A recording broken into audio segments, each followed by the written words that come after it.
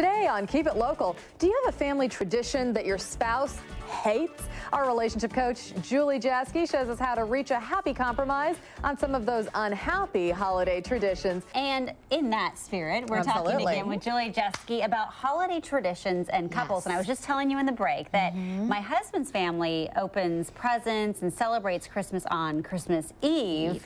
We do ours in the morning because, you know, that's when Santa came overnight. So is that a big, I mean, do you hear things like that with couples? Where, you know, one partner grew up celebrating on Christmas Eve in the evening, maybe, you know, all the family goes to a certain place. The other opened all presents Christmas Day, and now they are both like, well, my way is the best way because that's the way I grew up. And when we grow up a certain way, it's been, you know, we've been doing it for decades sometimes, and so it's really instilled in us. So coming up with a compromise can be really difficult and really important. So what do you suggest in some situation like that? So first I would have each partner talk about what is most important about the holiday to them, okay? So, you know, if it's religious traditions, if it's the spirit of giving, if it's presents, whatever it is, what is most important to you about the holiday season?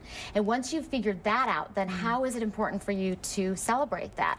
Which traditions mean so much to you that you're not willing to give them up? Sometimes we're doing things out of habit rather than you know, they really deep desire or that they mean something, and then it's a little bit easier to kind of blend into new traditions. We were saying one of the other hard things during this time is that you're seeing each other with your families, and a lot of times you're going to visit families and you're in their space, and sometimes you're in their space for 24 hours a day. You have a really large family. We have a really big family. My fiance comes from a very small family, and so that can be difficult to all of a sudden have to be in somebody else's space and feel like you have no privacy. Yes, and when we're coming together in big family situations, it's like your family, you have all your inside jokes, you have all of the, you know, Aunt Florence does blah, blah, blah, and we make fun of her, or whatever it is, and so he's coming into this new situation. He doesn't know the norms of the situation, so it can be a little overwhelming. So he really needs you to be on his side during that time, you know, and to just make it as easy as possible for him.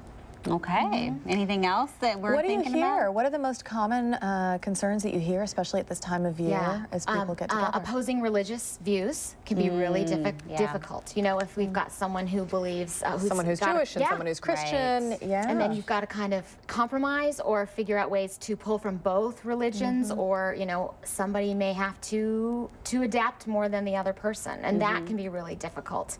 The family thing, you know, in my family, we spend 1 year with my family and 1 year with the in-laws, and so that can be hard to split those. If they were both in town, it might be even harder, because I have friends who Christmas Eve are at one family's, Christmas morning being at the others, and then there's a divorced parent, and then their Christmas night, you know.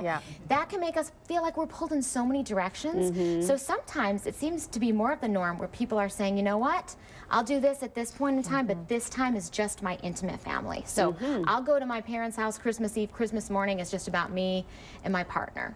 And maybe the kids. It's like that movie, The Four Christmases. Four Christmases? Yeah, Four Christmases. You're right. I just saw that recently. It was great. Okay, thanks so much for coming in. Great advice as always. Thanks, Julie. Well, after the Christmas tree, the most popular...